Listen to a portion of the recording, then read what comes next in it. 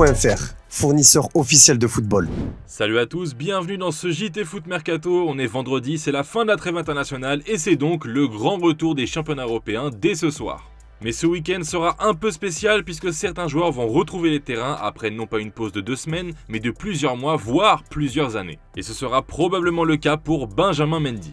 2 ans après son dernier match officiel, l'ancien international français devrait faire partie du groupe de Lorient pour le match face à Monaco, son ancien club, ce dimanche. Accusé de viol et d'agression sexuelle par plusieurs femmes, le défenseur français a été acquitté et jugé non coupable par le tribunal de Chester, et son arrivée précipitée à Lorient quelques jours plus tard avait secoué la planète football.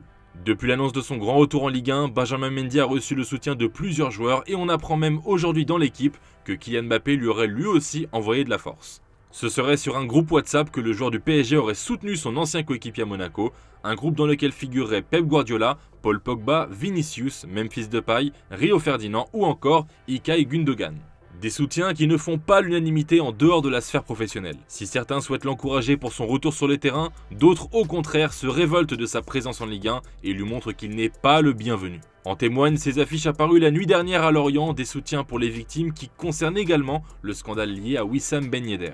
Si l'attaquant monégasque est lui aussi accusé d'agression sexuelle, c'est bien le retour de Benjamin Mendy sur les terrains qui crée l'événement. L'entraîneur des Merlus, Régis Lebris, avait précisé qu'il lui fallait 6 à 8 semaines pour se remettre en forme et en bonne condition pour rejouer. Si son retour dans une convocation ne devrait plus tarder, ce serait donc face à son ancien club que Mendy pourrait retrouver sa vie de footballeur professionnel. Pour rappel, son dernier match officiel remonte au 15 août 2021 avec Manchester City, c'était face à Tottenham. Autre joueur qui devait débuter ce week-end après une longue période sans jouer dû à un scandale, Mason Greenwood. Pur produit de Manchester United, Greenwood était vu comme la pépite à suivre chez les Red Devils. Auteur de 35 buts en 129 matchs, l'Anglais avait tout pour réussir dans le club de son cœur, mais un scandale éclate en janvier 2022. Le joueur est accusé d'agression et de tentative de viol. Dès l'apparition de cette accusation avec photos et vidéos circulant sur les réseaux, Manchester United a pris la décision de le suspendre jusqu'à nouvel ordre. S'ensuit une longue période durant laquelle on n'entend plus parler de Greenwood jusqu'à février 2023 où la police anglaise annonce abandonner les charges contre le joueur de 21 ans en raison de nouveaux éléments et du retrait de témoins clés. Toujours sous contrat jusqu'en juin 2025 avec Manchester United, il était tout de même difficile de revoir Mason Greenwood rejouer sous le maillot rouge et donc d'un commun accord, il a été libéré de son contrat. Et depuis cet été, l'Anglais a posé ses valises en Espagne, à Getafe, où il a été d'ailleurs accueilli comme une rockstar. Et après quelques entraînements, il devrait pouvoir débuter sous ses nouvelles couleurs ce dimanche contre Osasuna. Même si la police a abandonné toute charge contre lui, Greenwood a toujours mauvaise réputation en Angleterre, mais pas en Espagne visiblement, puisque son arrivée à Getafe a déjà marqué l'histoire du club. Selon le Daily Mail, il a déjà vendu plus de maillots que tout autre joueur dans l'histoire de Getafe. On verra si sa popularité continuera de grandir après ses débuts plus qu'attendus. Troisième joueur impliqué dans un scandale mais qui, contrairement à Mendy et Greenwood, n'a pas été suspendu pour le moment, Anthony. L'attaquant de Manchester United est accusé par son ex-copine Gabriela Cavain d'agression, menaces et violences physiques et psychologiques. Mais pourtant, le Brésilien continue de nier les accusations. Les Red Devils l'ont provisoirement écarté après leur dernier match de Premier League face à Arsenal et Anthony a également été exclu du dernier rassemblement de la sélection brésilienne. Cependant, aucune suspension n'a officiellement été annoncée, donc on pourrait revoir l'ancien joueur de l'Ajax sur le terrain ce week-end pour le match face à Brighton. Mais pour le moment, le club mancunien n'a pas communiqué sur la présence ou non de son attaquant. Dans le reste de l'actualité, Paul Pogba va bien demander une contre-expertise de son contrôle positif à la testostérone. Le milieu de terrain français a décidé de se défendre face à cette affaire alors qu'un résultat définitif était attendu pour le 20 septembre prochain. Sky Italia a annoncé que le résultat allait être retardé et désormais Pogba devra attendre le 5 octobre pour savoir si le deuxième échantillon confirme son dopage ou au contraire l'innocence. Des nouvelles de Vitinha, l'attaquant marseillais a accordé une interview au média phocéen Maritima. Alors qu'il entame sa deuxième saison sous le maillot olympien, le Portugais a clairement affiché ses objectifs avec l'OM cette saison. Et même si l'hymne de la Ligue des Champions ne résonnera pas au Stade Vélodrome cette année, Vitinha espère bien aller loin en Europe. L'objectif est d'atteindre la finale de l'Europa League. Nous allons tout mettre en œuvre pour y parvenir, en prenant chaque match les uns après les autres et gagner les matchs. Adoubé par les supporters marseillais la saison dernière pour sa hargne et sa combativité sur le terrain, l'ancien joueur de Braga a également fait part de sa fascination quant à la passion olympienne. J'ai été très surpris, mes 6 premiers mois ont été très difficiles. Je n'ai pas pu montrer mon jeu. À mon retour, j'ai eu l'opportunité de jouer directement au Vélodrome, d'avoir une ovation. Je n'aurais jamais imaginé voir cela. En fait, ils sont très différents, ils sont très spéciaux. Ce qu'ils ont fait m'a beaucoup aidé.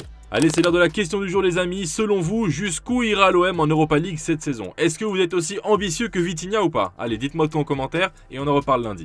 Et hier, on vous demandait si Paul Pogba devait arrêter sa carrière après son dernier scandale de la testostérone. Et globalement, vous êtes assez pessimiste avec le joueur de la Juve et vous pensez que ça pourrait être le bon moment pour lui d'arrêter le football.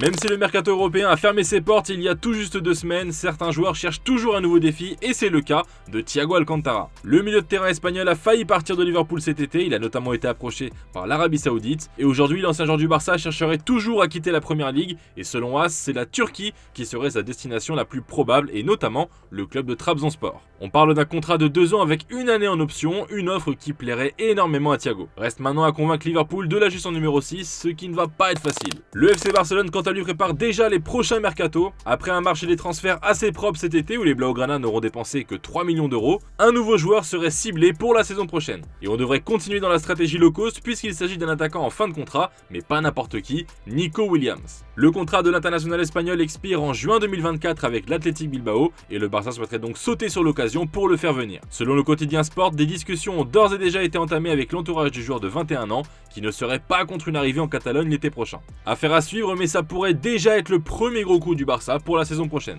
Attention cependant la Liga qui va bien surveiller les comptes des Catalans puisque leur plafond salarial a de nouveau été baissé. Le Barça qui a pour le moment une masse salariale de 404 millions d'euros devra la réduire à 270 millions d'euros d'ici l'été prochain sous peine de ne pas pouvoir enregistrer de nouvelles recrues. Il faudra donc penser à dégraisser l'effectif avant de le renforcer. L'exclu du jour, il s'agit d'un ancien Marseillais, André Ayew. Après 2 saisons à Al Sadd au Qatar, le joueur de 33 ans a fait le choix de revenir en Angleterre en février dernier pour rejoindre Nottingham Forest. Et après avoir disputé 13 rencontres de Première Ligue, le Ghanéen devrait prendre la direction de la Turquie. Selon nos informations, André Ayew se trouve en ce moment même en Turquie afin de négocier son arrivée dans le club de Fatih Karagümrük, mais un autre club turc ainsi qu'une équipe européenne dont les noms n'ont pas encore fuité serait également sur les rangs. Le mercato ferme ses portes ce soir en Turquie, donc on devrait vite être fixé. On passe aux officiels du jour avec la prolongation de Kyle Walker à Manchester City. Annoncé sur le départ cet été, l'international anglais était dans le viseur du Bayern Munich. Finalement, le défenseur de 33 ans est resté en Première Ligue et sa prolongation a été officialisée hier en début de soirée par les Sky Blues. Kyle Walker a re-signé jusqu'en 2026 avec les Citizens et devrait donc probablement terminer sa carrière à Manchester.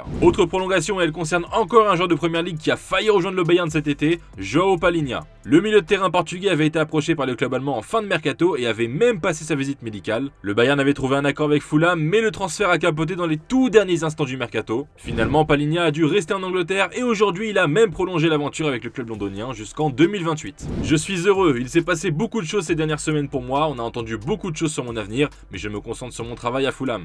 Je me suis toujours engagé à 100% avec ce club. Jamais 203, nouvelle prolongation en Première Ligue, cette fois-ci c'est du côté de Newcastle et elle concerne l'attaquant Callum Wilson. L'international anglais était en fin de contrat en juin prochain et a donc trouvé un accord avec les Magpies pour prolonger d'une saison seulement jusqu'en 2025. Un renouvellement assez court qui amène à penser qu'un départ au prochain mercato estival n'est pas à exclure. Un air de déjà vu en Ligue 1, le retour de Stijn Spiering au TFC. Après être passé sous les couleurs toulousaines entre 2020 et 2023, le milieu de terrain hollandais a débarqué au Racing Club de Lens cet été. Mais quelques semaines seulement après son arrivée, Spiering a fait son grand retour à Toulouse sous la forme d'un prêt et les supporters du TFC l'ont plutôt très bien accueilli. Voilà les amis, c'est tout pour ce JT, on se quitte bien évidemment avec l'image du jour et je pense que c'est un rêve de gosse qui se réalise pour lui, mais Gareth Bale va être modélisé dans le prochain jeu vidéo de golf, PGA Tour 2023. Et on a des images de ce que ça va donner et franchement, ça a l'air pas mal du tout. Allez, prenez soin de vous et à lundi pour un nouveau JT.